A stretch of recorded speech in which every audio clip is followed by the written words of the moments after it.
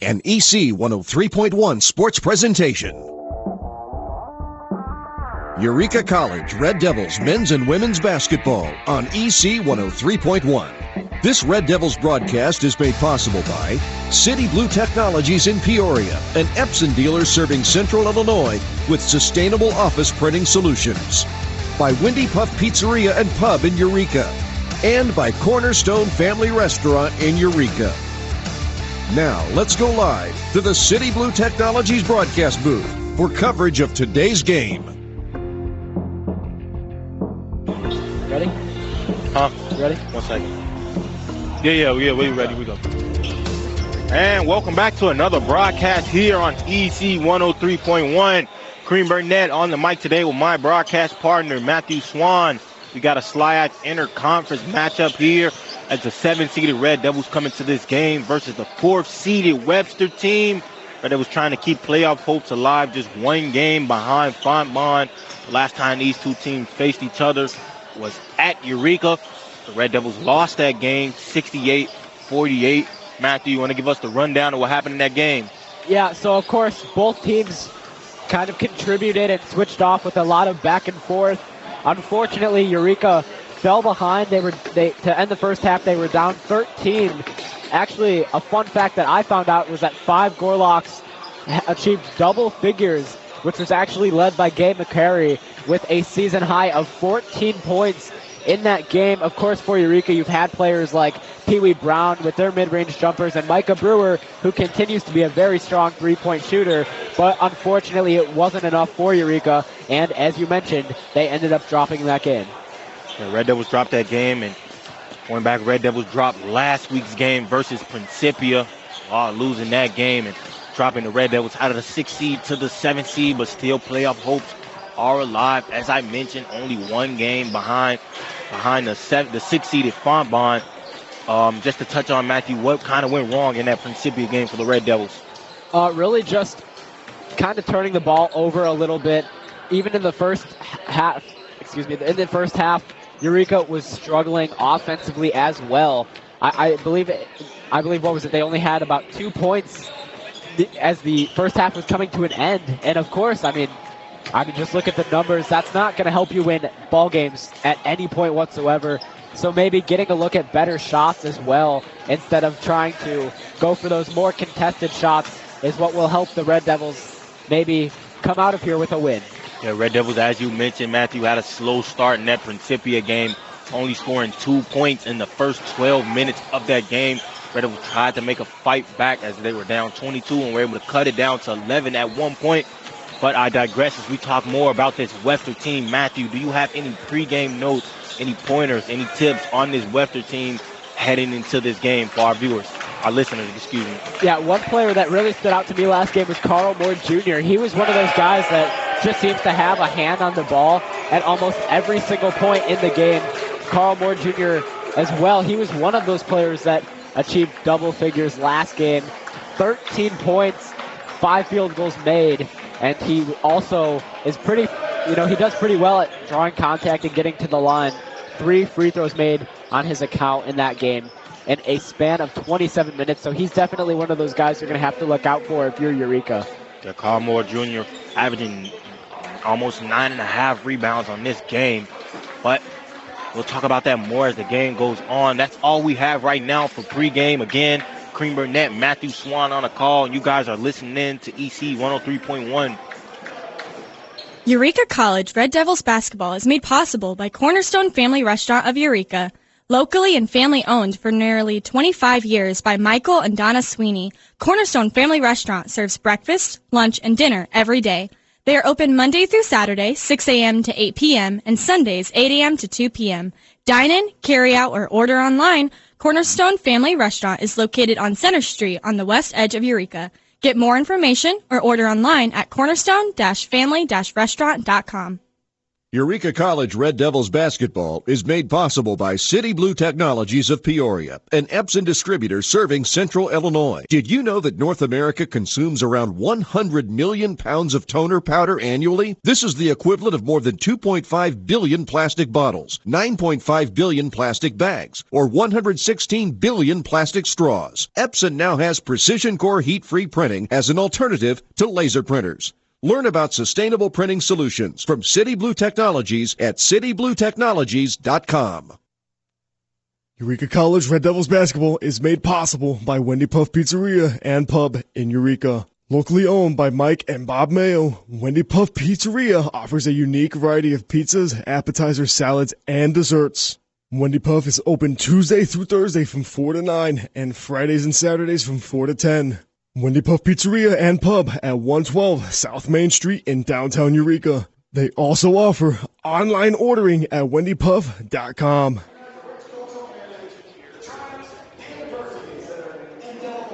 And welcome back to the broadcast here. Things getting ready to get underway as we go through the national anthem and the starting lineups for both squads. Should be an interesting matchup here. As mentioned, Red Devils just a game out of the 6 seed, which would put them in playoff contention still. Just one game behind that Fontbonne squad, who currently has the 6 seed sold up. So Red Devils a very important game as the season winds down. Only about 4 games left on the season. So Red Devils will need all the wins they can get, and it's going to be a super important win here, as this Webster team is a team that they could face off in the playoffs if they're able to make it. Yeah, and I do want to add on to that as well. That's the benefit of the SLIAC having more than half of the teams reach the postseason, or at least the playoffs, because we know Eureka hasn't had the best of seasons. They're obviously underperforming slightly, 6-14 overall with a 5-8 record in conference play. But as you mentioned, with just being out of playoff reach with that type of record is still something that they can look back on and maybe even be a little bit happy with. Absolutely, still a way that they can get into this playoff hunt. As you said, they're not completely out of the hunt right now. We got the starting lineup for Eureka. Switching it up here, it's going to be the Jesus, Brewer, Brown, Provost, and Bird. So no Benzamuna, no Lofton brothers. 4 guys that we've seen consistently in the starting lineups, rotating between those 4 guys. So Jesus, Jackson getting their first starts of the night. Jackson had a career night. Last week's loss versus Principia, recorded 15 points off the bench. He did his best to try to keep hopes alive for the Red Devils. But an interesting thing I want to note here is Justice Harvey, who came in and sparked a fire under the Red Devils. And he came in with a lot of defensive energy, and he forced Spalding's lead guard, Kobe Johnson, to go 1 for 7 in the first half. So I'm interested to see if we get an uptick in Harvey minutes, as he did provide a lot of energy and support coming off of that bench. Yeah, I do feel like Harvey should definitely be earning himself more playing time. As you mentioned, he's a very energetic player, one that you would have to imagine a lot of coaches would like to have on their team. So definitely get ready to expect or maybe see more of Justice Harvey moving forward. Absolutely. He's a guard out of Peoria, bit of an undersized guard, but he does have defensive prowess. Has a little bit of scoring prowess that can maybe be something that could help provide a burst of offense or just needed energy, as sometimes Red Devils do seem to lack that necessary energy that they need to come out and start games good. So thing to keep note of, see if Harvey get an uptick in minutes.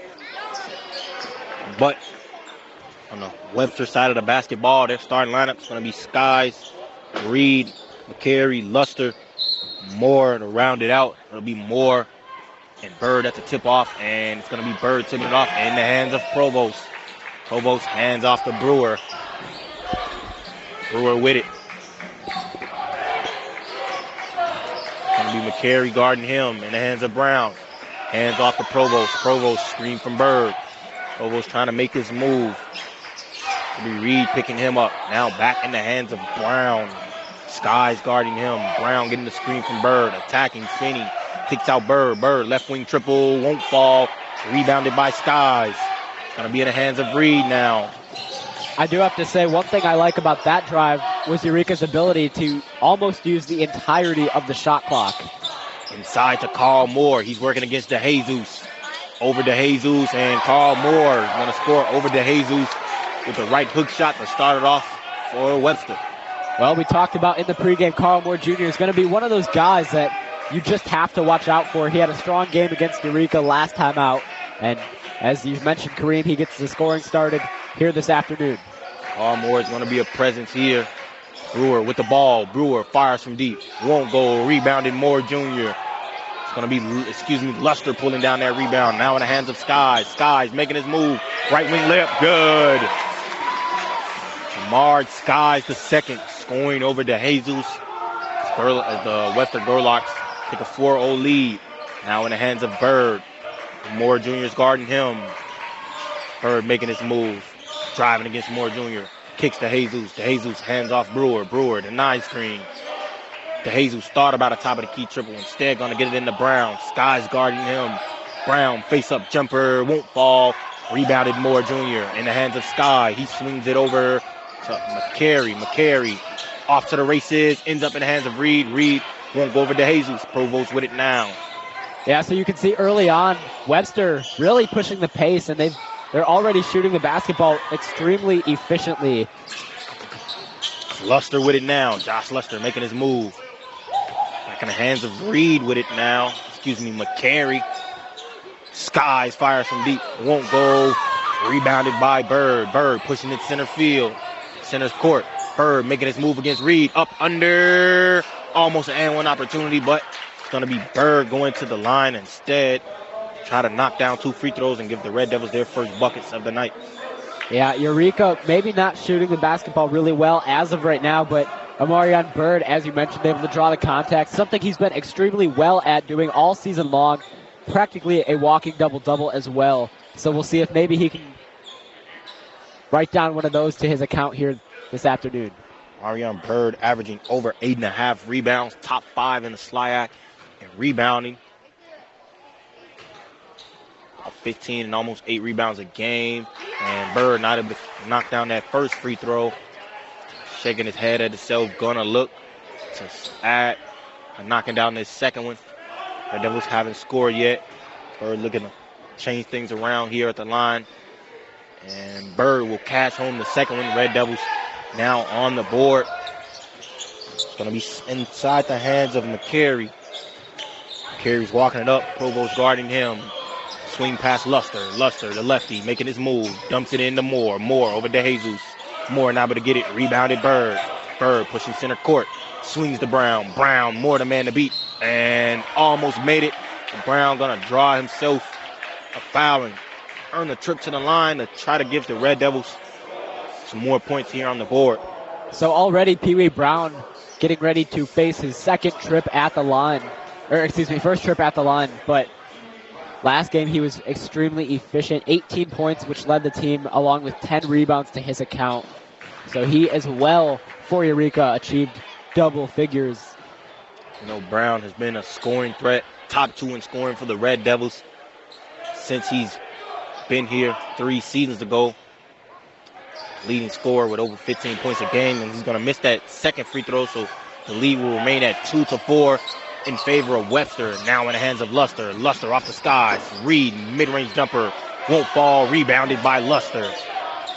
Jesus Garden inside Moore. Moore working against Bird. Moore up and under, won't go, and it's going to be Bird picking up the foul. And Moore going to go to the line to try to add to this 2-point deficit.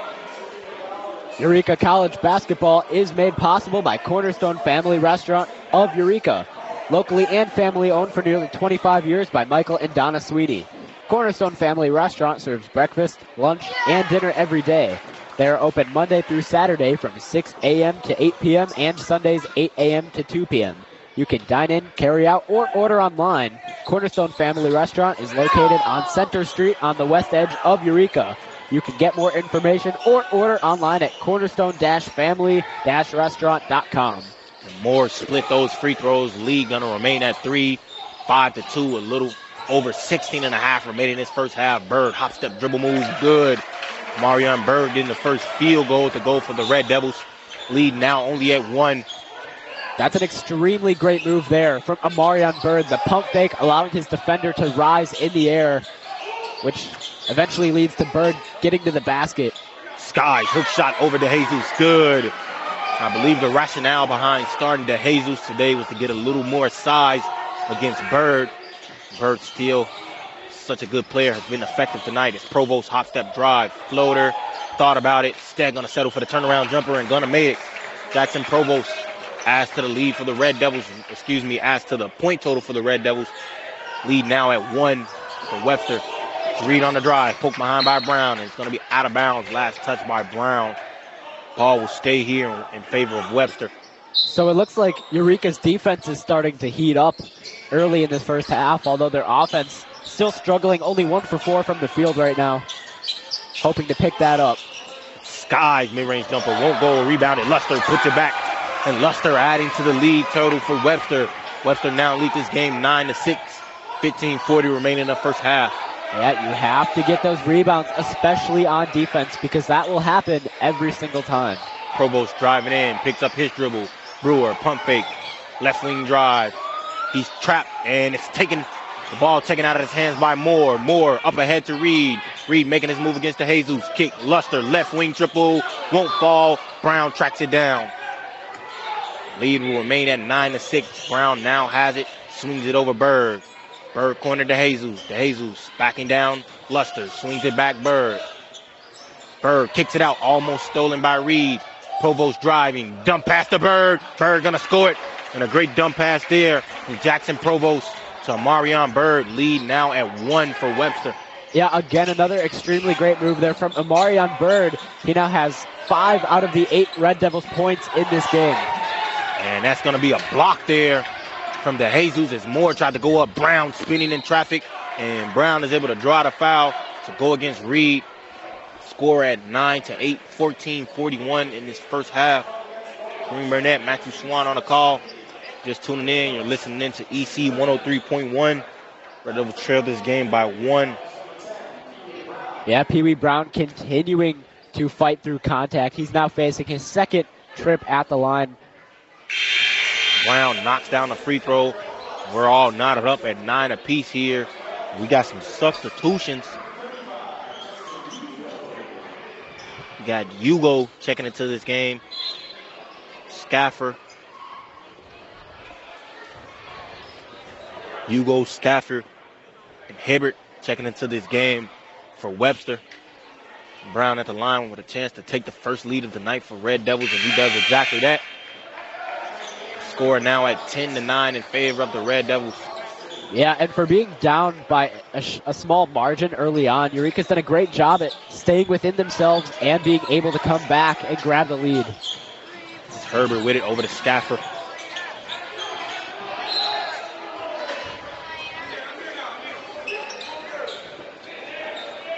Looks like the clock will stop at just over 14 and a half there.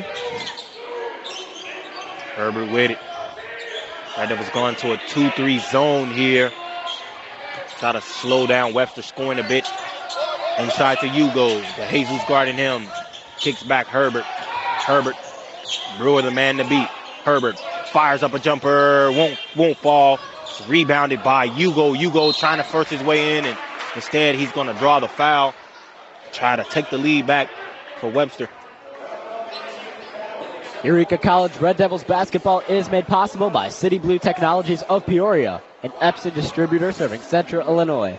Did you know that North America consumes around 100 million pounds of toner powder annually? This is the equivalent of more than 2.5 billion plastic bottles, 9.5 billion plastic bags, or 116 billion plastic straws. Epson now has precision core heat-free printing as an alternative to laser printers. You can learn about sustainable printing solutions from City Blue Technologies at citybluetechnologies.com. Hugo splits a pair of free throws, so they're all knotted up at 10 apiece. Dylan Logsdon has checked into the game for the Red Devils. Logsdon with it now.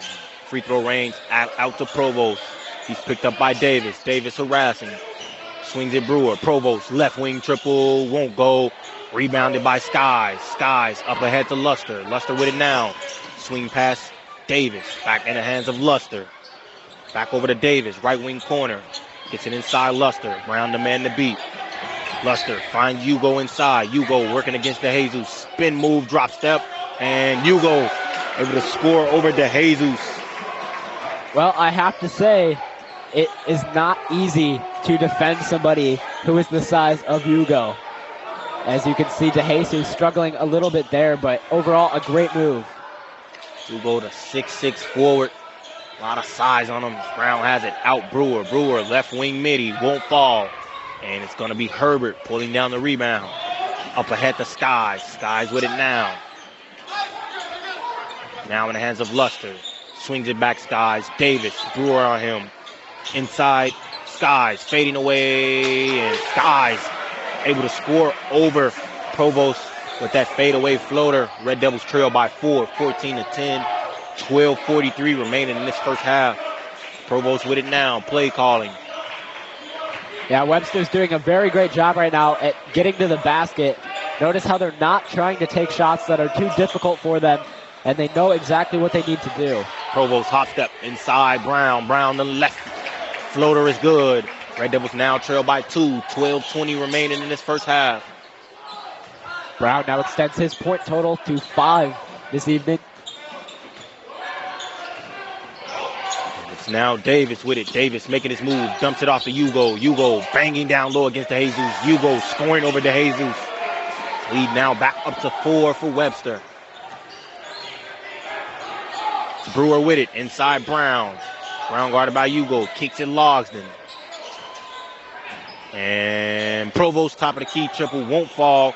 It's going to be Logsdon offensive board. Brown with it now.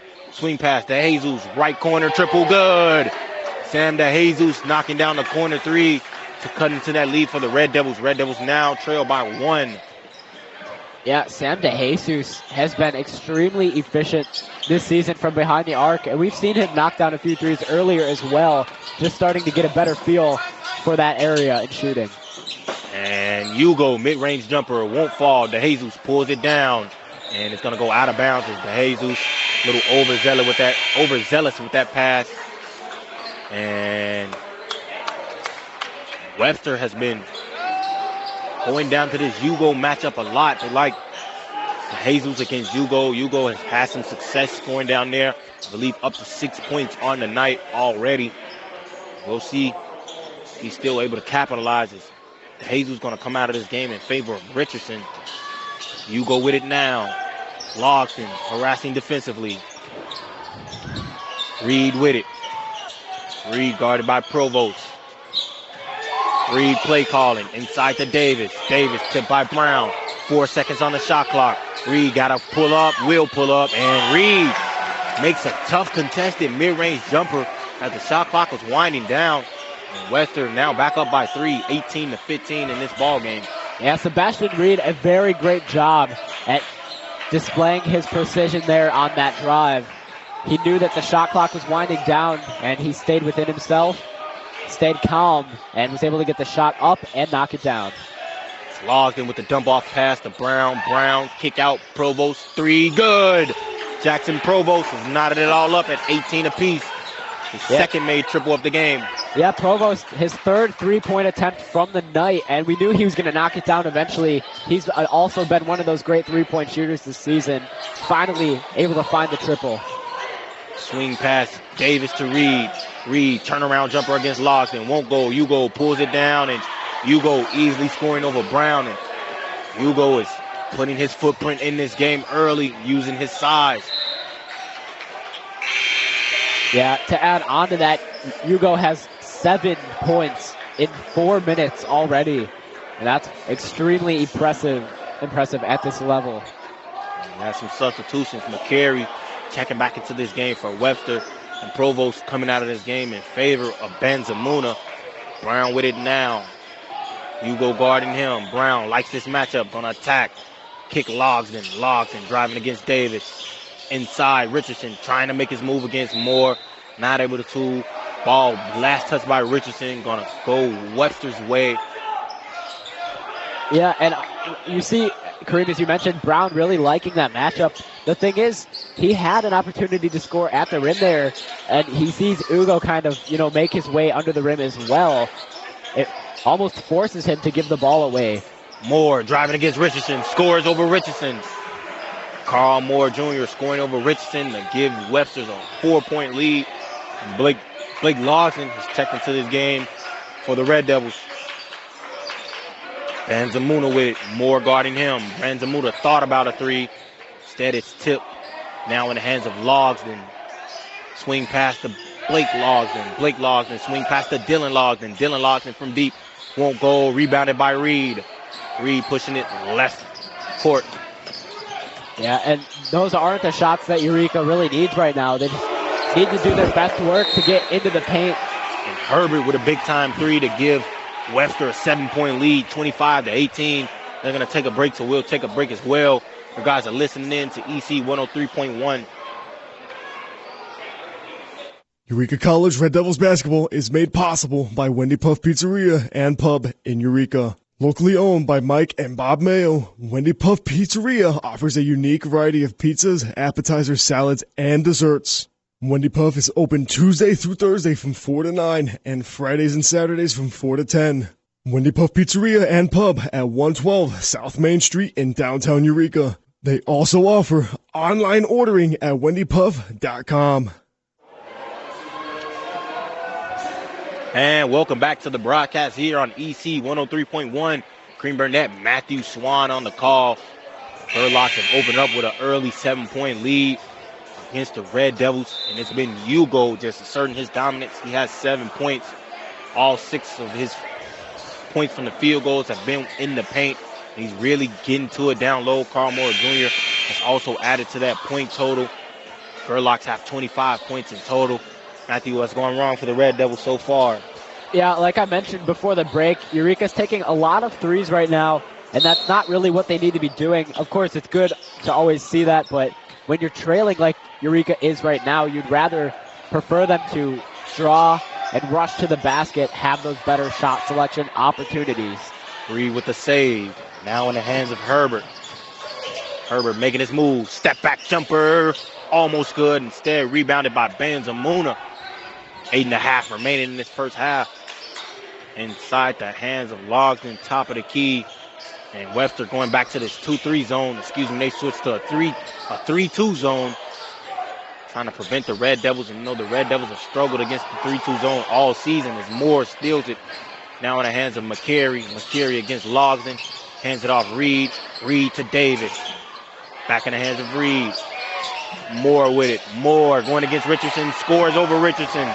And Carl Moore Jr. another bucket for the Gerlachs lead now at 27-28. 27-18.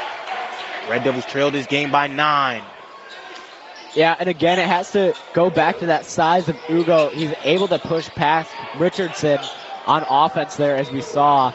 Something that Eureka might be a little underpowered in a sense, just really outweighed here. Yeah, absolutely. Red Devils have let this Webster team get their offense going. Hugo inside Moore, back to Hugo. Hugo driving against against Benzamuna. Now in the hands of Herbert. He's had the hot hand. 2 seconds on the shot clock. McCary, step back jumper. And almost a bounce there. Instead, it's going to be Logsdon pulling it down. Swings it over to Brown. Brown sneaking in the lane. Blocked by Moore. Richardson puts it back up. And Richardson is able to score that bucket. Lead now at 7 for Webster. That's exactly what we need to see more of from Eureka, gaining those offensive boards. And, of course, Richardson doing a great job off of that back foot, putting that one up and adding 2 points to the scoreboard for Eureka. And Hugo able to pick up that foul against Brown. Yeah, I will admit Eureka, although maybe not shooting as well as they'd like, still within this game, only down by 7 right now. Webster 27, Eureka 20. Hugo going to take free throws here. Eureka College Red Devils basketball is made possible by Wendy Puff Pizzeria and Pub in Eureka, locally owned by Mike and Bob Mayo. Wendy Puff offers a unique variety of pizzas, appetizers, salads, and desserts. Wendy Puff is open Tuesday through Thursday from 4 to 9 and Fridays and Saturdays from 4 to 10. Wendy Puff Pizzeria and Pub at 112 South Main Street in downtown Eureka. They also offer online ordering at wendypuff.com. Hugo not able to knock down the first free throw. Will knock down the second one. Lead now at 8 for Webster. Yeah, and that'll be his 8th point of this evening already. 8th point already off the bench. He's going to come out of this game in favor of Luster. Have to like those solid minutes that he provided if you're Webster. Blake Logsdon with it, swinging to brother Dylan Logsdon. Red Devils swinging it around the perimeter, now in the hands of Banzamuna. Blake Logsdon trying to break it down, does break Sky down, dip past to Carter. Carter, lefty, no good. Sky pulls down the rebound. It was a great contest there. Carl Moore Jr. on that. Then Carter, backdoor layup. Sky fires, left wing triple, good. And it's Jamard Skies the second, knocking down that triple. Lead now at 11 for Webster. Yeah, Sky's now 1 for 2 from behind the arc, and he now has 7 points this evening. Blake Logsdon with it, over to Dylan Logsdon. Banzamuna tried to get it. Instead, it's going to go off the foot of Reed. Ball will remain in possession of the Red Devils. We got Bird checking back into this game. He comes in for Richardson. And 6 minutes, 7 seconds remaining in this ball game. In the first half, they're at least 14 on the shot clock. Bird with it, hands off Logsdon. Blake Logsdon, the guard. Screen from Banzamuna. Swings it over Banzamuna. 3 seconds on the shot clock. Red Devils have to get it up. Does get it up. Rebounded Bird, puts it back, won't go, battling for it. Gonna end up in the hands of Reed. Reed pushing it, pushing up the middle. Reed making his move. Kicks out Skies. Skies blows past Banzamuna, almost scored it. Rebound pulled down by Carter. Carter gonna slow it down. Yeah, Eureka's gonna have to try to get inside of that three-point arc right now. Really just limiting themselves to that shooting a three-pointer, and of course hasn't been extremely successful up to this point. Logsdon trying to get it into Logsdon. Instead, McCary gonna steal it. McCary right wing with it now. Left wing to Reed. Reed might have got fouled. Gonna get hit with a travel call instead. It's gonna be Red Devil basketball. And Hugo checks back into this game after a quick breather. He's gonna come in favor of Moore. Yeah, that's definitely the right call there for the ref. Surprisingly, that's going to be Webster's first turnover this evening, considering we have almost played one entire full half. And it's Logsdon with it. Blake Logsdon to Dylan Logsdon. Logsdon screen from Bird. Blake Logsdon back with it. Right wing, side of the court, looking for Carter. Instead, going to get it to Bird. Bird hot potatoes it back to Logsdon. Logsdon triple, short. Hugo pulls it down. I will admit, that was a really great pass by Bird. It looked like he had Skies lost a little bit by how quickly he was able to tip that ball back to Logsdon. Hugo hands off Sky. Sky pull up mid-range, good. Jamard Skies the second adds to the lead for Webster. Webster now up by 13, under 4.5 remaining in this first half.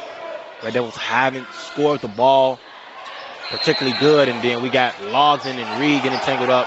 And it's going to be a jump ball here. And ball going to be in possession of the Red Devils. Excuse me, he's going to be in possession of Webster.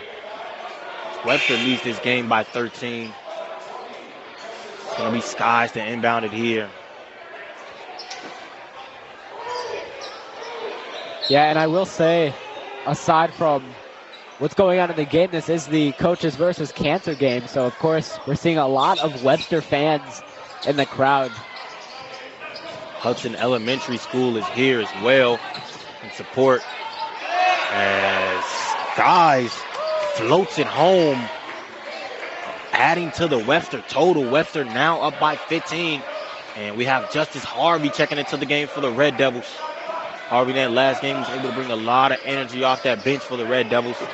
Much needed here right now. Bird has it in the corner, swings Brewer. Brewer inside Banzamuna. Banzamuna back out. Carter, right corner triple, won't fall. Rebounded by Hugo. Hugo gives it up to Skies. Webster's defense right now just making it extremely difficult for Eureka to get to the rim. And, when you can't get to the rim, it really just leaves you to only shoot the three. And, of course, Eureka not extremely successful right now. Hugo and Carter going to get hit with the foul call right there. Hugo missed that layup, and Carter going to get fouled. So it's going to be Hugo to shoot free throws here.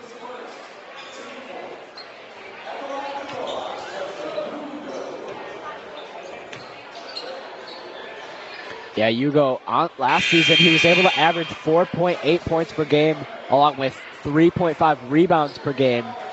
He had 16 blocks, which is typically rare. You don't see a player get that many blocks unless you are the height that Hugo is, standing at 6'6".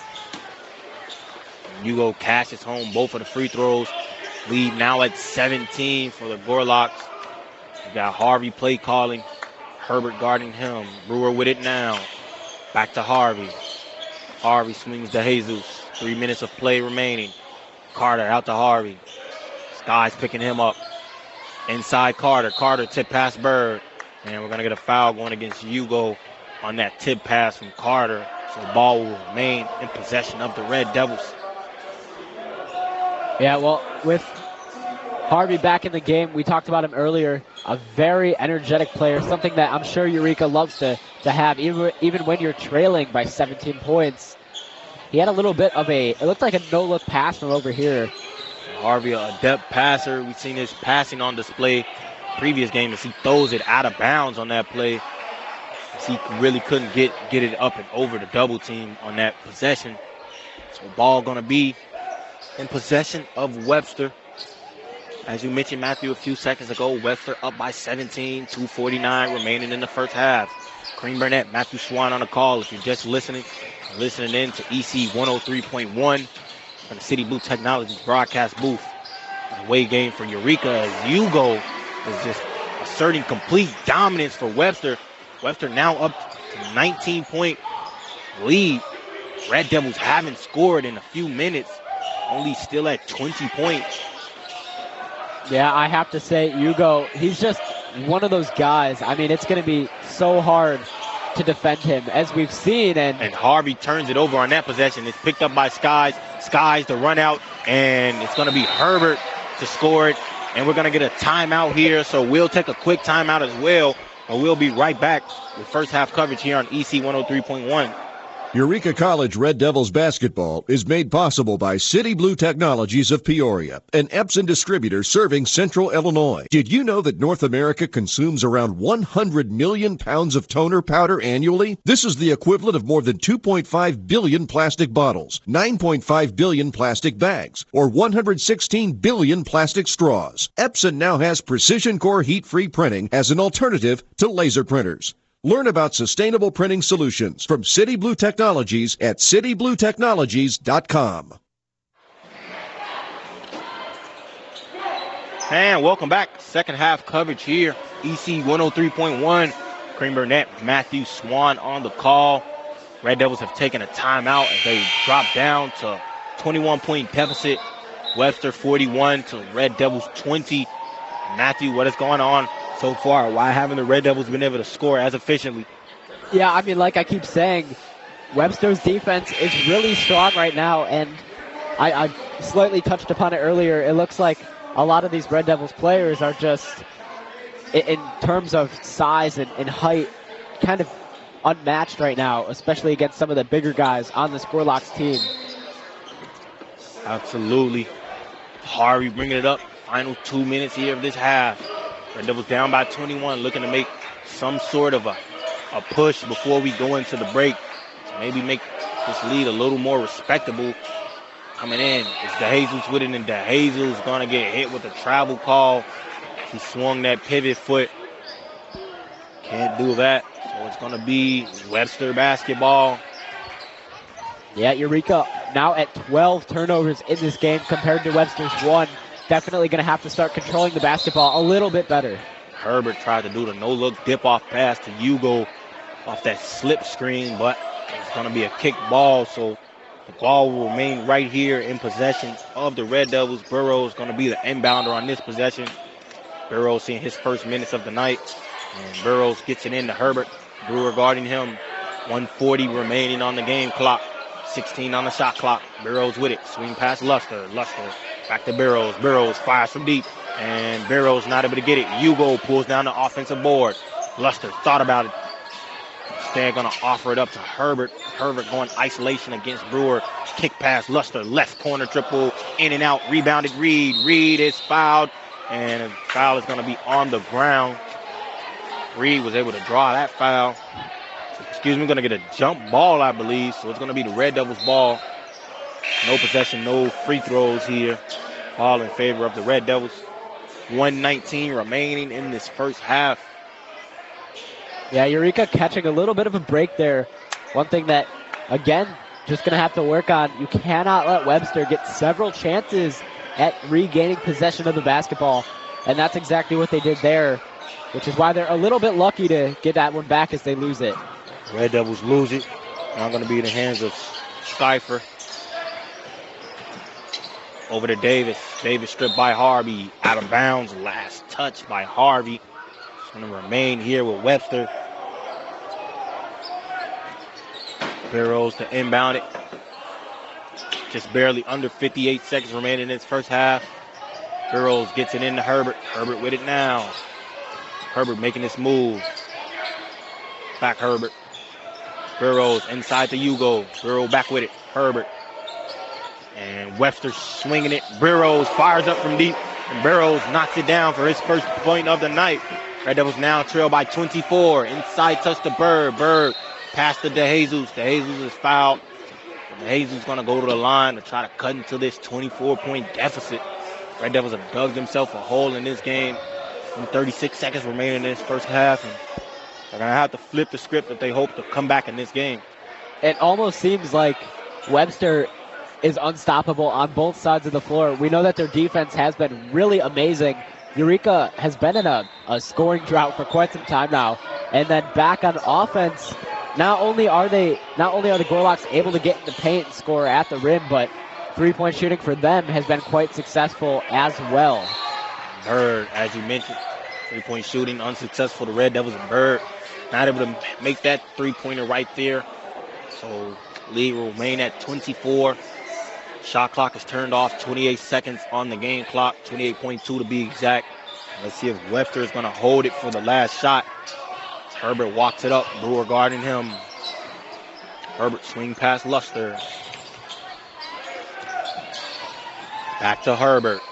Burrows with it now. Inside Hugo.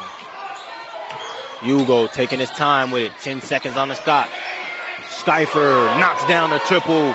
And the lead is pushed up to 27 for the Burlock. Harvey half-court heave is no good. 47-20 is the final score as we head into halftime. The Red Devils haven't scored in about the last 5 minutes. They've been stuck at 20 for a while. Webster has totally turned up their defense. Matthew, before we go to break, any tips, any tricks, any notes? Yeah, again, right now, Eureka just struggling to score offensively. They've been held at 20 points for quite a while. 7 for 22 from the field, and on top of that, only 2 for 12 from behind the arc. So something that just stood out to me was that Eureka's almost shooting as many threes as the amount of field goal shots that they're taking. And when you have a situation like that, it kind of tells you that your team's struggling offensively. So we'll, come back in the second half and hope to see Eureka pick things up. All right, and we'll be back with second half coverage here on EC 103.1. Kareem Burnett, Matthew Swan on the call. Continue to tune in with us. Eureka College Red Devils basketball is made possible by Cornerstone Family Restaurant of Eureka. Locally and family owned for nearly 25 years by Michael and Donna Sweeney, Cornerstone Family Restaurant serves breakfast, lunch, and dinner every day. They are open Monday through Saturday, 6 a.m. to 8 p.m., and Sundays, 8 a.m. to 2 p.m. Dine in, carry out, or order online. Cornerstone Family Restaurant is located on Center Street on the west edge of Eureka. Get more information or order online at cornerstone-family-restaurant.com. The Pegasus has been Eureka College's news source since 1889. Reports from the Pegasus can now be heard on EC 1031. I'm Emily Virgil, Pegasus Editor-in-Chief. Catch your 2-minute Pegasus news update weekdays at 8:20, 12:20, and 5:20 right here. We'll discuss events happening all over campus and let you know what the Pegasus staff has planned for its next issue. It's the 2-minute Pegasus news update weekdays at 8:20, 12:20, and 5:20 on EC 1031. For over a century, local radio has evolved with the needs of the community. From politics to pop culture, we keep you informed, bringing you the most relevant news on air, online, and on the go. You have trusted us with your news, sports, weather, and entertainment. Trust us to keep moving with you. Text radio to 52886 and tell Congress local broadcasting is here to stay. Welcome to the Eureka Red Devils basketball halftime show. My name is Matthew Swan. Today I'm here with head baseball coach Noah Suarez. Suarez, how are you doing today? I'm good, Swan. How are you? That's good. I'm doing pretty well myself. That's awesome. Yeah, we're going to start with a general question. Okay. Tell us about your journey to becoming the head baseball coach at Eureka and what inspired you to pursue a career in coaching. Yeah, absolutely. So I'm from a little town in Ohio called Newton Falls. It's over by the Cleveland area, by Lake Erie. I played 5 years of college baseball, starting out at a junior college, Mercyhurst Northeast in Erie, Pennsylvania, and then I played 4 years at Salem University, a Division II program in West Virginia. After that, I was an assistant coach at Salem University for a year, and then prior to coming here, I was the head baseball coach at Philander Smith University, an NAIA program in Little Rock, Arkansas, and then I took the job here. Basically, what happened was, man, as soon as I came pretty much for my interview about a year ago today, I just fell in love with this place. This is exactly like my hometown in Ohio, which was awesome. Exactly where I went to school in West Virginia. This is pretty identical. So, I mean, when I came for my interview, I was just like, I just felt at home, right? And I met with a lot of the team, a lot of the personnel at the school, and I liked everyone's values here, and I thought I could make an immediate impact at the baseball program, which we clearly did this past season. So I think everything just fell together perfectly. Mm-hmm. So what about the environment at Eureka College makes it feel like home? Yeah, it's a small town, and we have a tremendous amount of support as a baseball program specifically. I mean, my town in Ohio only has about 5,000 people. Eureka only has about 5,000 people, right? Yeah. Where I went to college only had about 800 students. Eureka has about 600, right? So it was pretty similar, pretty identical, and it's just that small town feel that I really like. My next question is more about the team and player development. What specific strategies do you use to motivate your players both on and off the field? Yeah, so what's really cool is I myself, I'm 26 years old, I'm a young head coach. My assistant coach, he's young as well, right? So we bring a ton of energy every single day, and I think our players really feed off of that energy in a positive mindset, right? Whether we are up 10 or down 10, Coach Ryan and myself always keep that same mindset. We're the same person every single day, and I think that really helps our guys feed off that. So that really kind of helps us motivate our guys a little bit, and then bringing in a bunch of new kids this year too, there's a ton of opportunity for guys to play right away. So I think that's a huge motivation factor as well. My next question is more in terms of game strategy. What is your approach to game strategy, and how do you prepare for any opponents that we face? Yeah, so we use scouting reports that we do. We use something called 6-4-3 charts, and what that basically shows us is, I mean, where a guy hits, where he puts the ball in play, what pitchers do, what they throw. So we're really in-depth in the statistic category, especially this year coming up. Our goal is to win 25 games this year, and how we're going to do that is we're going to have advanced scouting reports. Yeah, and I'm sure that 6-4-3 has helped a lot, I'm sure. Yeah. Well, that was a big thing that we incorporated last year. We didn't necessarily use it a ton as a team, but myself and Coach Ryan, we used that a ton in our scouting reports and just how we were going to mentally and physically prepare for these games moving forward. That was something that helped us pretty much break every single program record last year. My next question, how do you handle in-game pressure and manage crucial decisions in tight situations? Yeah. So that's a great question. So obviously, being a young guy, right, I'm super fiery. I'm sure you saw that by now, right? So I just try to be the same person whether we're up 10 runs or down 10 runs, right? So even when we're in those late game scenarios where everything's really crucial, I just try to stay as calm as I can. And I think if the guys are seeing me calm, that kind of helps them also remain calm and just in pressure situations, right? We really excelled last year, and I think we're going to excel this year too. Yeah. And would you say that high energy but also being able to stay calm type of coaching would better help the players play baseball out on the field? No, absolutely. I think it makes us play loose, right? And that's the biggest thing is we were in a lot of late game scenarios last year where we hit walk-offs. And I think if they can kind of see me being calm, that really kind of helps them a little bit too, and it takes the pressure off these kids as well. My next question, how do you balance your personal life with the demanding schedule of a college baseball coach? Personal life, I don't know about that, but I'm pretty much here 24/7, to be honest with you. So my family's back in Ohio, my girlfriend's in Maryland, so there isn't anyone really here with me, right? So in terms of personal life, I mean, I really have one, but at the same time, when I'm here, man, I'm just locked in 24/7, to be honest with you. So there is a little bit of balance. Obviously, I need my breaks and stuff when I go home for like Thanksgiving break, Christmas break, and it's nice to see my girlfriend and my family like that. But for the most part, man, when I'm here, I'm trying to pursue my dream and trying to pursue all my goals I have. How would you say being locked in here at Eureka benefits the players and overall your, I guess, team performance? No, that's a great question too, Swan. I think with me just being locked in, it shows these guys that I'm really invested to them, right? And I'm invested to this program. And I think that's really kind of what helped us excel last year is just having a coach that's always here, right? And someone they can always go talk to, and someone that always, especially being young too, right? I can really get a good feel for all these kids because I'm not very far out of college either. So I think that really helps the guys kind of, again, settle and just really show them that I'm here for them, right? And last but not least, is there anything that you'd like to add? No, I think we're going to be a really good team this year. I'm really excited to see what we're able to do.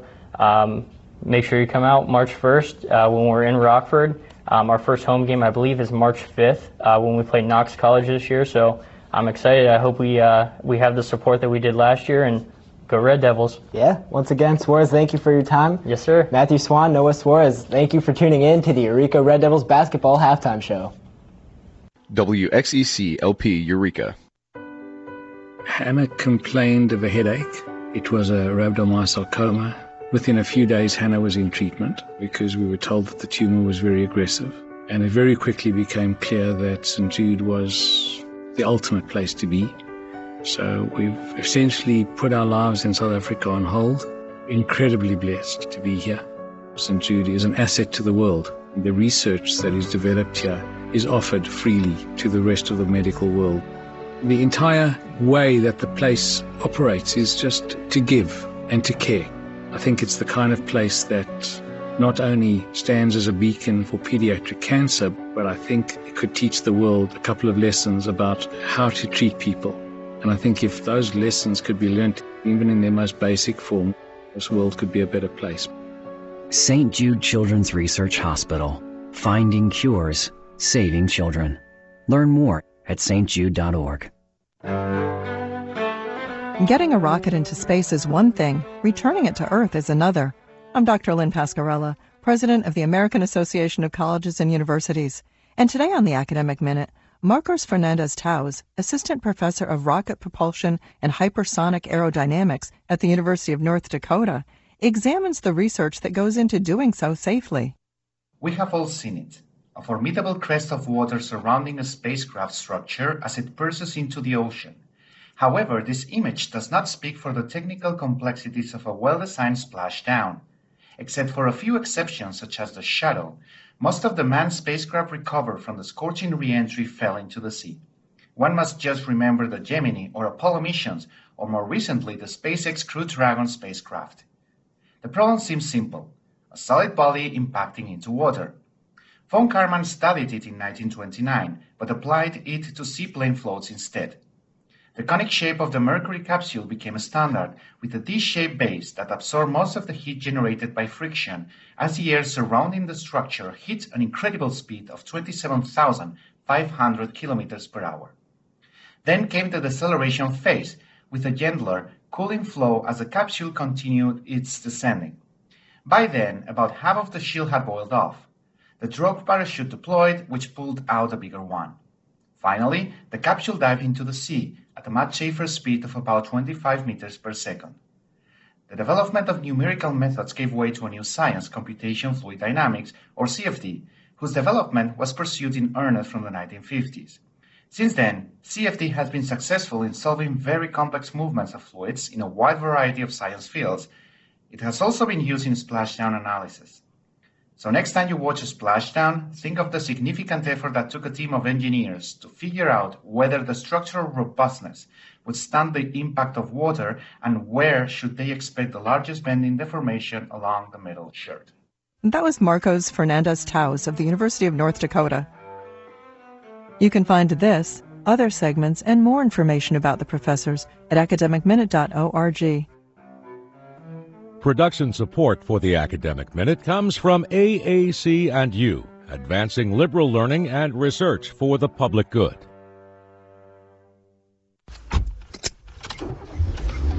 Mama, what does the chicken say? Dog. Cat. Giraffe. Giraffe, really? Giraffe. You're not going to get it all right. Just make sure you nail the big stuff, like making sure your kids are buckled correctly in the right seat for their age and size. Get it right. Visit NHTSA.gov/the right seat. Brought to you by the National Highway Traffic Safety Administration and the Ad Council. A giant solar project for Google. I'm Randy Simon, and this is Earthwise, a look at our changing environment.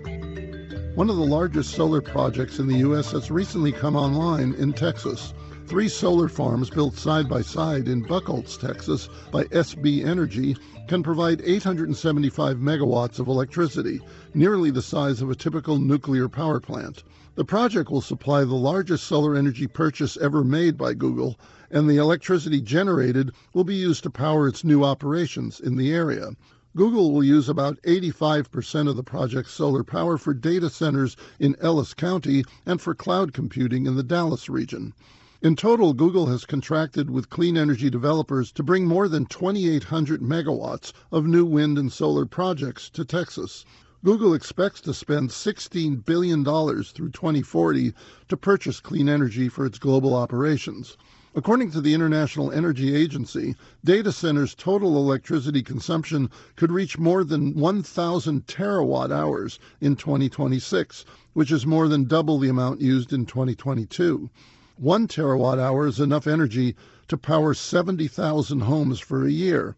So it's not surprising that large technology companies are investing heavily in energy technologies. Google, Amazon, and Microsoft have all recently announced investments in nuclear energy to power data centers.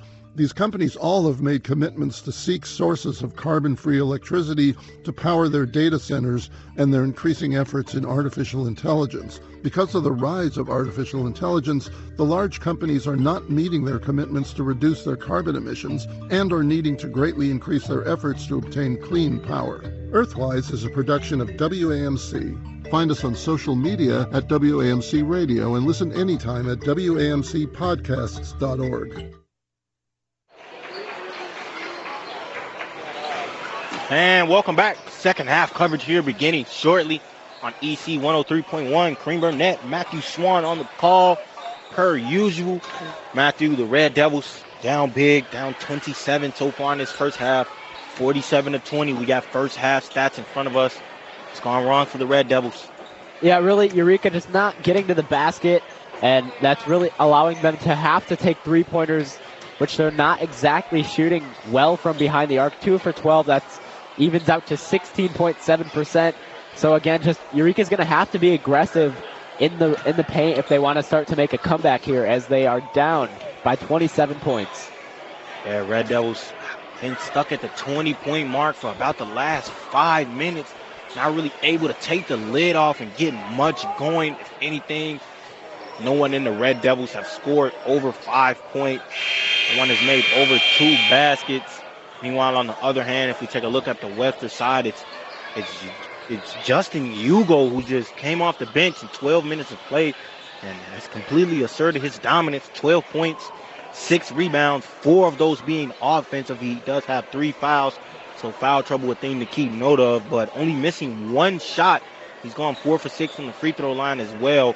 So what are we going to have to do to slow him down in the second half?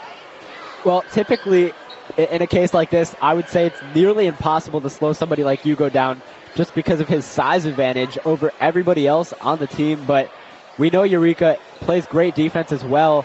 Pee Wee Brown, he actually leads Eureka right now with 1.6 steals per game. So maybe look to Brown a little bit to interfere with Hugo's offense. Yeah, we got to try to slow him down. But first, I believe most importantly, we got to try to put some points up ourselves if we haven't been able to do anything in particular on the offensive side of the ball in about the last 5 minutes. Game getting ready to restart here. 20 minutes on the game clock. Final 20 minutes of this game. As I've stated, guys are just now tuning in with us. Kareem Burnett and Matthew Swan on the call. Listening in from EC 103.1 from the City Blue Technologies broadcast booth. And it's Jackson Provost who started for the Red Devils. Now in the hands of Brown. Brown surveying the court. Skies guarding him. Swings Provost. 14 on the shot clock. Brewer thought about a triple. Provost gonna drive. Pump fake. Spinning. Kicks Brewer. Brewer. Right wing triple. Won't fall. Rebounded by Moore. Up ahead to Reed. Reed making his move. Swing pass stolen by Brewer. Brewer all alone. Gonna slow it down here. Hugo picks him up. DeJesus now. Provost driving. Kicking. Brewer corner triple. Won't fall. Rebounded Bird. Bird out to Jesus. DeJesus gonna test his luck from deep. DeJesus not able to get it. Tip back Brown. Red Devils another offensive rebound. Back out DeJesus. 2 for $1 and DeJesus. Enough change on that shot. Able to knock down the second 3-point opportunity. Cutting that lead down to 24 for the Red Devils. Yeah, every single shot attempt on that drive for Eureka was from behind the arc. And again, only going like about 1 for 3 right there. DeJesus lucky enough to knock that one down.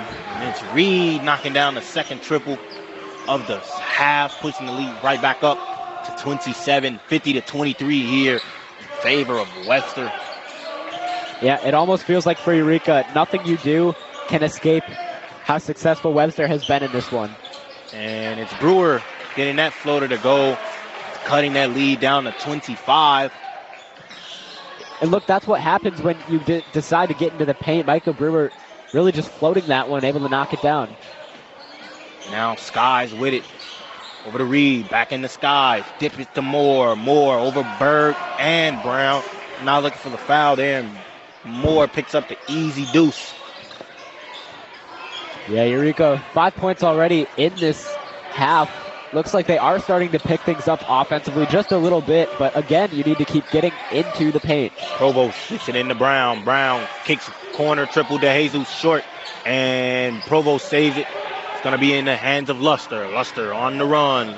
Luster swing past Skies. Skies inside Moore. DeJesus on him. Drop step. Lefty won't go. Rebounded by the Red Devils. Now in the hands of Brewer. Brewer on the left wing side. Brewer switches center court. Kicks Provost. Provost from deep. Won't go. Rebounded Reed. Reed gonna secure it. Go up center court. Yeah, way too many threes from Eureka right now. Luster, left corner triple. Good. Josh Luster knocking it down from deep.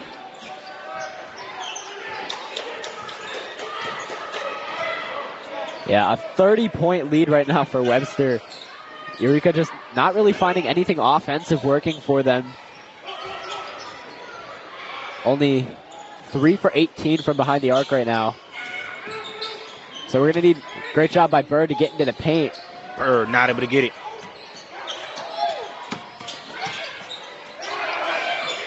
So now in the hands of Brown. Over to Brewer. Brewer, Sky's the man to beat. Luster on the help site, dips in, Jackson drives, dip pass, Bird, drop step, and one. Marion Bird with the dump off pass from Jackson Provost. He's able to score the 2 points. Red Devils now only down by 18 in this ball game. Excuse me, down by 20. Well, good things happen when 28, I'm sorry. Good things happen when you're able to have those shots right underneath the basket. We saw Brewer earlier, and now Bird with 2 points, able to make it a potential 3-point play. Hopefully the Red Devils see that that's working for them and continue to play with that style. And it's now McCary with it. McCary inside Hugo. Hands off Reed. Dip past Hugo. Hugo spins out. Luster getting in. Kick pass. Skies. Right wing triple. Good. Jamard Skies the second. Pushes the lead back up to 30 for Webster University. Skies playing a really successful game here in this one. 2 for 3 from behind the arc. He now has 12 points in this game.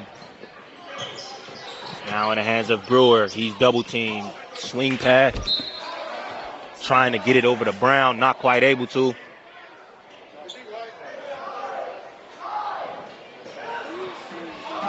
And it's going to be McCary with it now. McCary bringing it up. Brewer on him. McCary making his move. Driving, spinning, kicking. Now in the hands of Luster. Luster spinning. Kick that back out McCary. McCary going to reset. 10 on the shot clock. Lester. Pump fakes. Drive baseline. Kick it Reed. Reed above the break. Triple. Won't fall. And we're going to get a foul call going against Hugo. And that's going to be Hugo's fourth. Oh no, that's going to be his fourth foul, I believe. Oh no, that's only his second foul. I guess I was looking at another player. Only his second foul here. So inside Brown. Brewer, corner, triple, won't fall. Rebounded Bird, skying for it. Bird making his way through and one. Marion Bird getting on the board for the Red Devils. His second and one of the half. Lead is now at 28.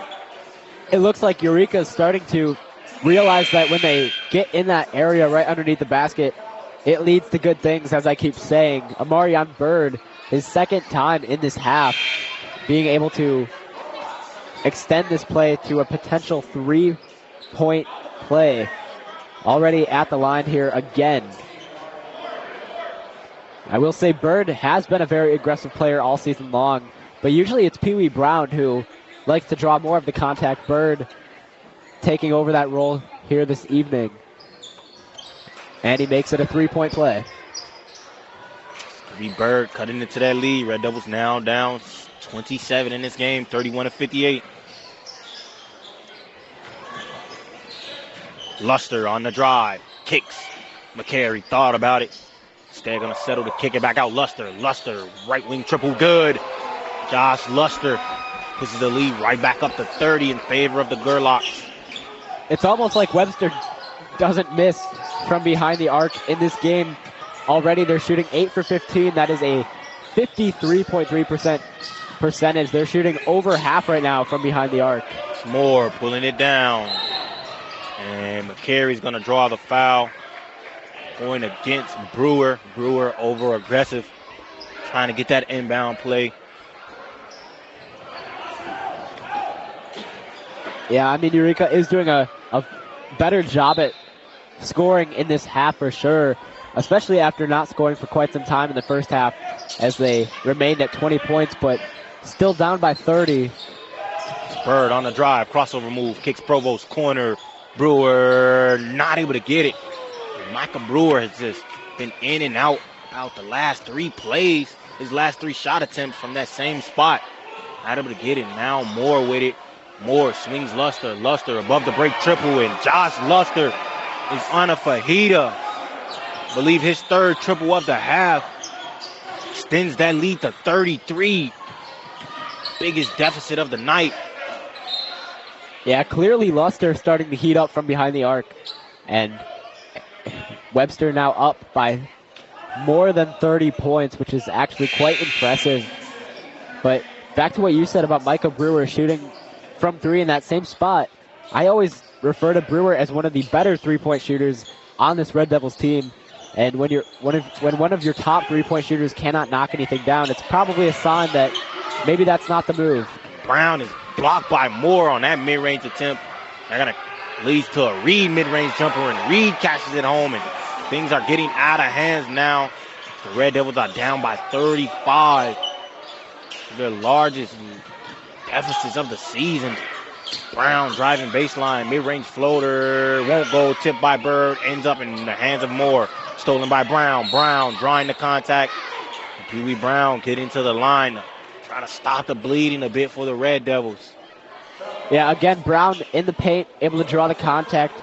He will be sent to the line, which is always a good thing, but Eureka continuing to open doors for themselves when playing in the paint. Josh Luster in this game, 11 points, 3 for 5 from 3. All of his triples have come in this second half. And he only had 2 points, I believe, in that first half, just 2 points, 1 to 3 shooting. He's completely flipped the switch in this second half and helped boost his team to a 35-point deficit. Excuse me, a 35-point differential. Yep. His team is winning. Brown unable to knock down that extra point there, so Eureka remains at 31 in this game. And Moore drawing a contact there. As Matthew mentioned, Red Devils score remaining at 31-66, a 35-point differential right here. And this is going to be a tall task for the Red Devils. They want to try to get into this game. Things aren't looking too bright as Moore goes to the line and knocks down the first free throw. Lead is at 36. Yeah, we have seen a lot more opportunities taken from Eureka in terms of field goal shots, and that's always a good thing. But yeah, right now it just seems to be another one of those blowout games. So Eureka's just going to do all that they can to stick with it and hopefully continue to take shots from inside of the three-point line. And it's Bird driving, and Moore able to save it.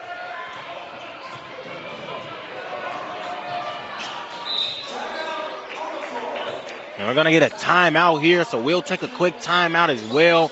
But we'll be right back with second half coverage here on EC 103.1. Eureka College Red Devils basketball is made possible by Cornerstone Family Restaurant of Eureka. Locally and family owned for nearly 25 years by Michael and Donna Sweeney, Cornerstone Family Restaurant serves breakfast, lunch, and dinner every day. They are open Monday through Saturday, 6 a.m. to 8 p.m., and Sundays, 8 a.m. to 2 p.m. Dine in, carry out, or order online. Cornerstone Family Restaurant is located on Center Street on the west edge of Eureka. Get more information or order online at cornerstone-family-restaurant.com. And we'll welcome back to the broadcast here on EC 103.1. Cream Burnett, my broadcast partner, Matthew Swan, on the call for the second slate of this doubleheader. The Devils currently trailing this game 67-31, a 35-point differential between the scores. Pee Wee Brown picks up the first foul coming out of the break. It's going to send Webster to the line. Matthew, Red Devils have gone down big here, 35-point differential, almost a 40-point difference in the scoring. What's going wrong for the Red Devils? Yeah, just not shooting the basketball really well, and as I will admit, Eureka has started to become a little bit more aggressive in the paint in this half, but at the same time, when they do score, they're not really getting into transition as well as we've seen them do before. It almost seems like Webster has an answer for literally everything that Eureka's doing right now. Absolutely, and Webster extends their lead to 38, a near 40-point lead. They scored 69 points, and we got some substitutions here. Jacob Gonzalez coming in for the Red Devils, seeing his first minutes of the game. Tries to get the skip pass to Brown. Instead, it's going to go out of bounds. Ball will remain here with the Red Devils. Some substitutions for both sides. John Rankin is checked into this game. Bird with it, slapped out of bounds. The last touch by Simmons. Booker Simmons also seeing his first minutes of the night. Yeah, and to add on to that, Simmons already becoming involved, making himself known on the floor. That's why Webster's able to do what they do, is because even when players are able to get on, even for a few minutes, they already contribute to how the game is being played. Brown drawing a foul against Grahovic. He gets to the line again in this second half. It's Alan Grahovic picking up that foul call on the floor right now for Webster. You got Luster, Grahovic, Rankin, Simmons, then Herbert to round it out. On the Red Devil side, Jonah Loft checks in his first minutes of the night. He's alongside Bird, Brown, Gonzalez, and Provost, lead guard tonight. Brown knocks down both free throws. Lead now at 27 for the Webster Gorlocks. 11:54 remaining in this game. Luster on the drive. Luster up and under layup. Good. Josh Luster is up to 15 points. Again, we see that precision with Luster's left hand to be able to precisely knock that one down. Bird nearly stole it there as he dived for it. Him and Simmons battling for it. Foul going to go against Booker Simmons. He was over aggressive on that dive. Got Bird rubbing his knee a bit. Provo's going to be the inbounder here. Red Devils now trail by 39 points. 11.5 remaining in this game. Gonzalez on the move. Gonzalez drive, dribble, good. Not sure if that point is going to count for Gonzalez, and it won't. We're going to get an offensive foul going against Gonzalez. They say he extended the arm. Yeah, I'm not really sure about that. It definitely looks like he was able to, stay within himself there, but that's been the kind of night it's been for Eureka. Absolutely. And Loft going to block Renkin on that drive. Jonah Loft, his first minutes of the night, comes in and gets a block. And we got Burrows checking into this game for Herbert. Schaffer also getting ready to check into this game. Red Devils down by 39. Burrows inbounding it. Gets it to Booker. Booker swing past Schaffer. Webster swinging it inside to Renkin. Renkin making his move. Kick out. Burrows. Triple. Won't fall. It's going to be rebounded by Booker. Booker tried to put it up. Instead, he's going to get fouled. And foul going to go against number 32, Ray Benzamuna. Benzamuna's first foul of the game, his second foul. And it's going to be Booker Simmons, junior guard out of St. Louis. Recently transferred from Millikan University. 6'2 guard, 6-foot guard. Webster now at 8 offensive boards. That's a number that Eureka wants to try to cut down, especially in future games. And I know in the pregame we mentioned that Eureka is still within striking distance for postseason play, but these are games that they're going to have to try to heavily compete in if they want to make that happen. And we're going to take a timeout. Red Devils going to take a timeout. Lead at 28 for the Gerlach, 73-35. Cream Burnett, Matthew Swan on the call. Eureka College Red Devils basketball is made possible by Wendy Puff Pizzeria and Pub in Eureka. Locally owned by Mike and Bob Mayo, Wendy Puff Pizzeria offers a unique variety of pizzas, appetizers, salads, and desserts. Wendy Puff is open Tuesday through Thursday from 4 to 9 and Fridays and Saturdays from 4 to 10.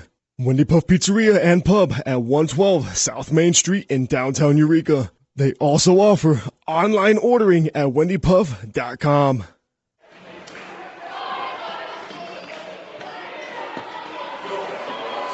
And welcome back. Second half coverage here beginning. EC 103.1. Kareem Burnett, Matthew Swan on the call. The Devils trail this game by 28. Score at 73-35. Red Devils only scoring 15 points so far in this second half. Meanwhile, the Gerlachs have scored almost 30 points. Matthew down nearly 40 points. With just a little above 10 minutes in this game. Hard to say the Red Devils will be able to cover ground. What do you just want, if you're the coach of the Red Devils or even a fan, just the audience, what do you want to see from the Red Devils in these final 10 minutes? Yeah, I mean, like you said, Webster is most likely going to come out on top with this one. So if I'm coaching right now, I'm really just telling my team to continue to get in the paint, do what you can to cut down this point deficit. And, of course, make sure you're getting into transition as well. We know Webster's offense has really started to heat up even more than the first half, which is quite surprising to say because they were really good in the first half also. Jackson nearly stole it there. Is going to end up in the hands of Gonzalez. Gonzalez on the run, making his move. Swing past Jackson. Logston, corner triple, in and out. Last touch by Webster. Last touch by Havoc. So it's going to remain with the Red Devils. 73-35 here. Favor of the Gerlachs. And down to Gonzalez. Kicks it over to Provost. Provost making his move. Provost tight roping baseline. Kick past Logsdon. Logsdon with it now. Making his move. 10 on the shot clock. Provost corner. Baseline. Spinning. Driving. Swing past Logsdon. 4 on the shot clock. Got to get it up. And it's going to be tipped out of bounds. 1 second on the shot clock for the Red Devils. Try to make a move here. 9:45 remaining in this ball game. Loft from deep. Jonah Loft not able to get it. And yes, it's going to be a shot clock violation. Dylan Logsdon looking confused. But he should know that that was all backboard. The ball has to hit part of the rim cylinder in order for the shot clock to reset. And it didn't do that. It only hit the backboard. So it's going to be a shot clock violation. Yeah, you have to assume after missing that three, he's probably carrying some frustration over to that previous play as well. Rankin from deep. Won't go. Rebounded by Benzamuna. Benzamuna slowing it down here. Benzamuna on the drive, making this move. Kick pass Loft. Loft. Swings it Provost. Provost almost going out of bounds. They're going to save it. Loses it. Burrow picks it up. Burrow on the drive. 1 man to beat. Burrow almost able to convert the and one. Instead, going to earn himself 2. Looks at it from the line. It's going to be Dylan Logsdon picking up that foul. That'll be Logsdon's first foul of the night. Burrow is looking to add to his team already massive 38-point lead here. Green Burnett, Matthew Swan on a call. You guys have been listening in to EC 103.1. Yeah, Burrows is also just one of those really great players, especially for this Webster team. He was second team all-region honoree. He was also a member of the Veterans High School men's basketball program as well. This season, he has a high of 4 points at home against Illinois College. Another one of those games that Webster was able to win.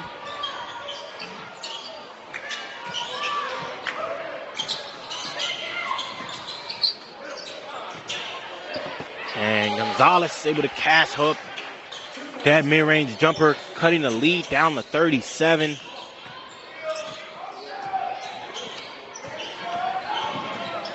Red Devils. And it's Davis from 3, not able to get it. Yeah, Eureka nearly giving Webster another second chance opportunity there. Luckily, Logsdon able to pull it away, but just something you have to keep an eye out for. Jonah Loft, right corner triple won't fall. Joe Ewald is second to the game. Stolen by Benzamuna. Benzamuna missed layup. Gets his own offensive rebound. Goes back up, and Benzamuna able to score up and over the Webster defense. I feel like when Eureka gets down by a lot, like in a situation like this one, they start to let their guard down a little bit. And, of course, there's a mental aspect to it, maybe getting in their own heads as well. I feel like that is a huge factor in their play. Davis step back 3 is going to be fouled by Gonzalez. And Davis going to get 3 looks at it here. Just another one of those things that can't really happen. Although I guess in a sense, Eureka catches another break rather than it being a 4-point play. As you'll see, Davis only having the opportunity for 3 shots at the line. Davis at the line, able to cash home first free throw.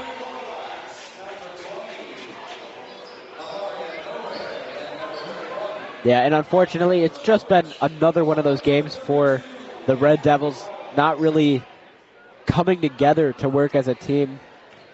We've seen that several times this season. And a bench that's just full of no energy whatsoever. Understandably so. Ewald with it over to Benzamuna. Benzamuna swing Ewald. Ewald. Dribble past Gonzalez. Gonzalez in that mid-range sweet spot, knocks it down. Check Gonzalez, able to get back into that mid-range. Yeah, that's a really great job by Gonzalez to stop his feet, avoid traveling after running into some contact and still be precise with his shot. Burrow right scoop layup, no good. Pulled down by Benzamuna. Loft on the drive, kicks it back Benzamuna. Benzamuna over the logs and swing past Gonzalez. Ewald fires up from deep. Not able to knock it down.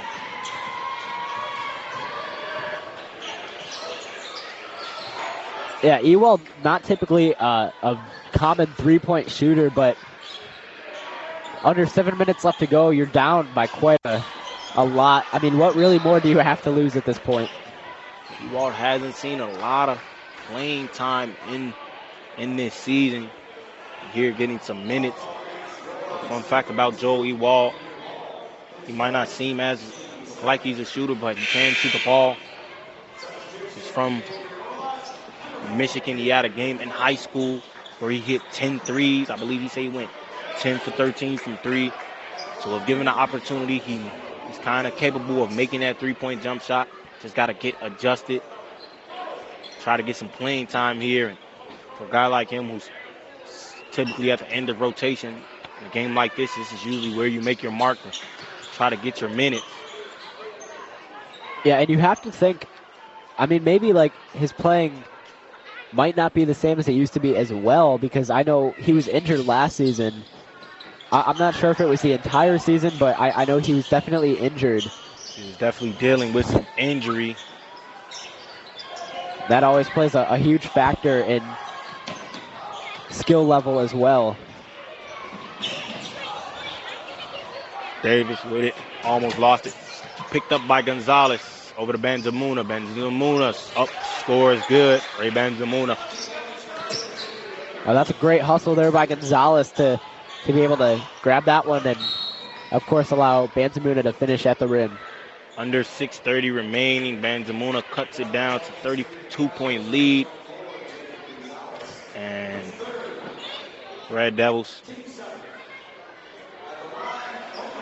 trying to go down swinging, not willing to go down so easily. Yeah, under 6.5 left to go. Gorlock's 77, Eureka 45. Yeah, it's just been a tough game for Eureka. And when they get in situations like this, they have trouble staying within themselves, and they let the result of a game play a mental aspect on them. And Benzamuna with it now. Over to Gonzalez. Benzamuna is fouled on his way in.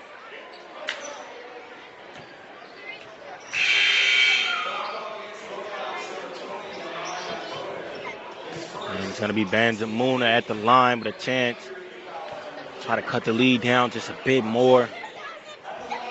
Benzamuna last season averaging 1.9 points per game, along with 1.3 rebounds per game and half of an assist per game. He also has a season high of 23 points against Beloit. He's been one of those players this season that has been known to make an appearance here and there. We had that game early on in the season where he was really good, almost immaculate from behind the arc. Benzamuna is seen as a shooter. I believe top 5 in scoring on the Red Devils. Tied for 3rd in scoring on the Red Devils. Logs and tip the ball and going to be out of bounds here. Last touch by Webster. So it's going to be Eureka's ball. The Red Devils are able to force a turnover there. Looking at 6 minutes, 5 seconds remaining in this game.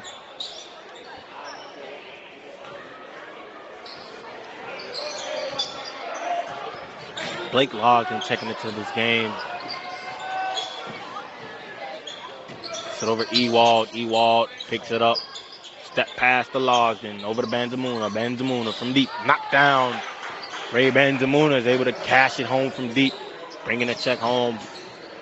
Yeah, and we just got done talking about how he can shoot from that area as he knocks down the triple right there. Benzamuna continuing to make a mark from behind the arc. Benzamuna up ahead to Logden. 5:30 in the game. Kicks it Logden. Logden swing pass Ewald. Right wing triple. Not able to get it. Yeah, Ewald barely missing right now. I would like to see a little bit more of his three-point shooting just because I don't feel he's had the opportunity to really give himself or give others a display of himself. And Alan Gravic made that three to push the lead back up into the 30s. Red Devils now down by 32. And it's stolen by Webster. Webster on the run, up and under layup, good. Alan Gravic back-to-back buckets. Lead is now at 34 for the Gerlachs. Logged swing pass. And last touch by Benzamuna. So it's going to be the Gerlachs basketball. Yeah, and you could see the Gerlachs bench getting a little bit more into it, hyping up their team on the floor after a few good plays as well. You do have to give Webster credit for coming into this one. They're a team that competes well in SLIAC play, but overall they're about just average right now. I'm gonna get a charge there. Blake Lawson was able to draw that charge card. Webster is a team that's 10-10 overall. And as I mentioned, 9-4 conference play, so definitely they know how to compete when it comes to the, if you will, more important games. Logged in from deep, not able to get it.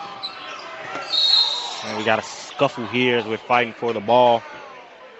Schaffer, Loft. It's going to be a jump ball, no foul call going against Loft.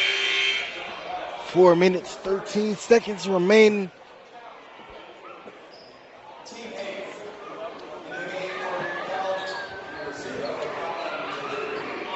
Yeah, and you would think that for Eureka, they're really just trying to maybe swipe this one under the rug.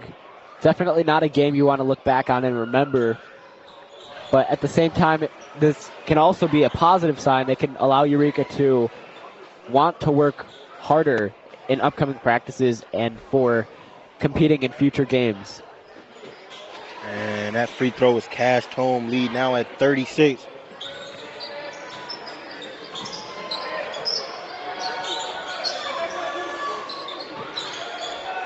Swing pass. Lost in the loft. And Loft is fouled. A hard foul there. As Gravic. Charles closing out on that play.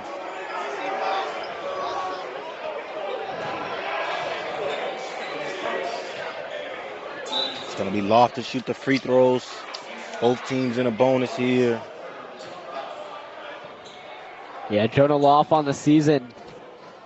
He has a high of 12 points against Greenville. That was that home game.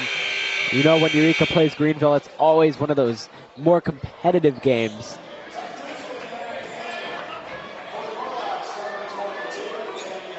I will say we didn't broadcast the away Greenville game, but it was a pretty intriguing score.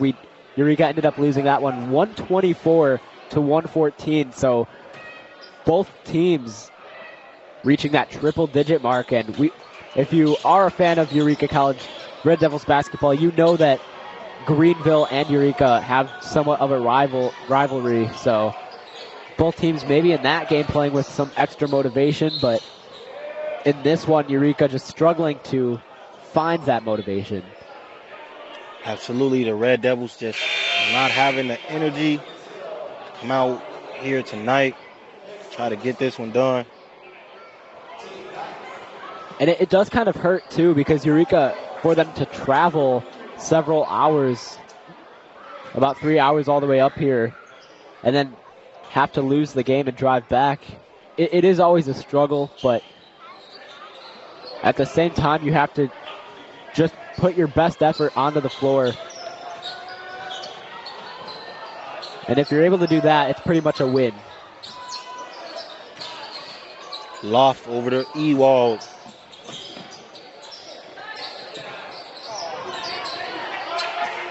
Rebounded by Webster. Webster pushing it center field.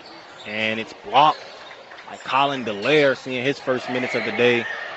Alongside Cohen Woods, who's also checked into this game. It's going to be Logston, Blake Logston pushing it up. And Jonah Loft's going to get a leak out bucket. He's able to score those 2 points.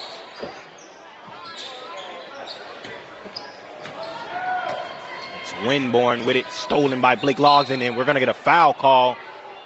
Winborn was definitely over-aggressive in that play, but no foul play there as he did help Logsdon up off the ground. Yeah, it is always a little scary when you see somebody hit the floor like that, but like you said, it wasn't intentional or anything like that, so Blake Logsdon will be sent to the line, though, for a pair of free throws.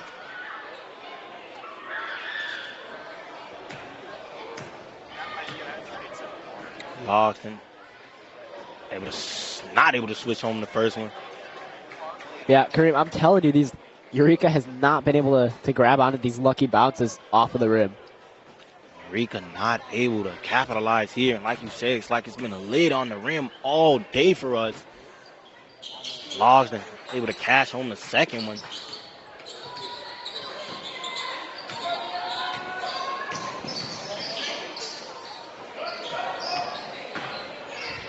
And just going through the motions here, both teams under 3 minutes remaining, and Red Devils nowhere near within reach, down 31. It's Cohen Woods stealing it up ahead to Blake Logsdon.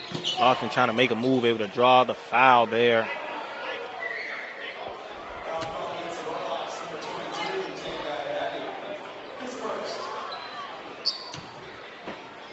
Yeah, I remember that one game early on in the season, too.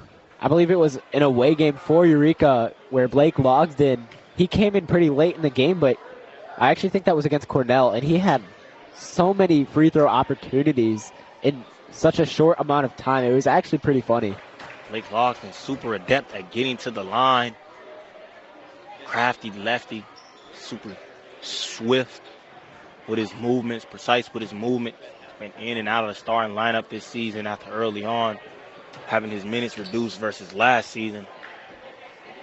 A high impact player, him and brother Dylan Logsdon, twin brothers from Iowa.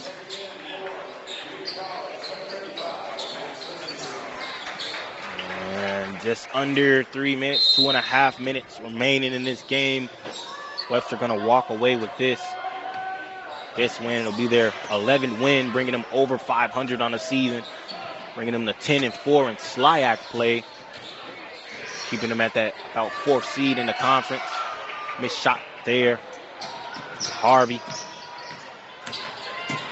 Logsdon driving in, kicks Dallaire. Dallaire making his move.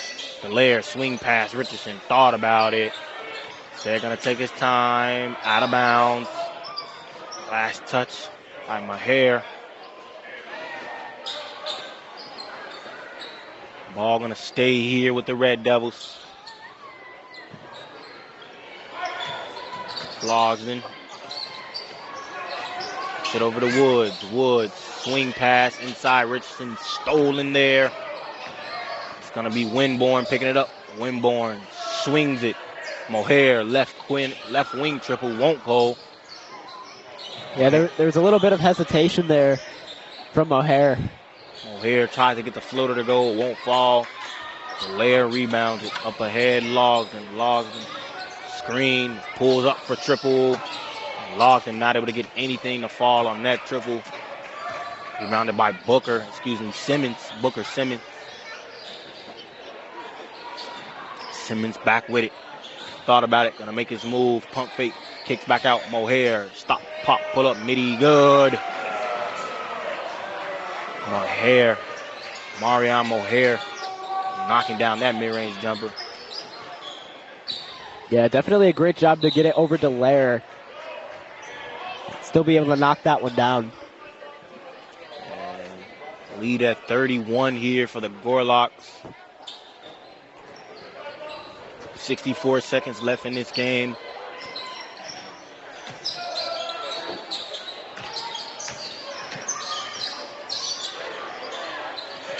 Ewald, corner triple won't fall. Nearly put back by Richardson. Not quite able to. Booker pull up midi, good. Booker Simmons getting on the board again. Lead now at 33 for Webster. Swing pass. Colin Delaire tries to take it a triple. Not able to get it. Saved by Logden. Inside, Richardson gets the goal. Max Richardson gets on the board. It's now side to hands of Winborn. Stolen by Logden. Logden taking it all away. Jump pass. Blocked there. It's Mohair blocking Logden on that play. And Addy adding insult to injury with that deep triple. His first bucket of the game as he's able to push the lead up. And that's going to do it. It'll be Webster walking away with a 34-point win over Eureka. Final score being 39-59. Red Devils not able to really do too much of anything. Leading scorer is going to be Amarion Bird, 11.7 rebounds to end the night. And Ray Banzamuna added his own 9 points. Jonah Loft, 7 points. Then for the Webster side, it was Skies, 12 points.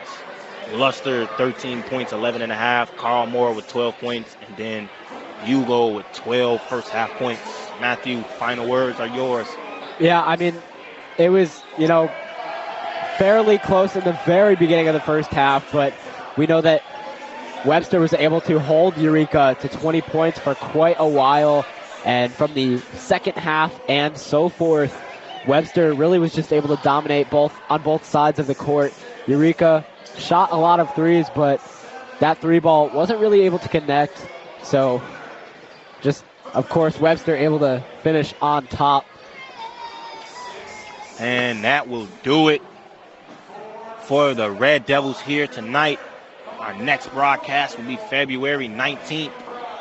Excuse me, not February. It'll be February 13th as we visit Lyon College. That broadcast will begin at 5:30 p.m. It'll be right here on EC 103.1. City Blue Technologies from the City Blue Technologies broadcast booth. Eureka College basketball is made possible by City Blue Technologies, a leading Epson dealer serving Central Illinois. Wendy Puff Pizzeria and Pub, and by Cornerstone Family Restaurant in Eureka. Executive producer of Eureka College basketball, Dr. John Malone. Tonight's studio operator, Jaden Randall. On behalf of my broadcast partner, Matthew Swan, this is Kareem Burnett. Thanks for listening in with us.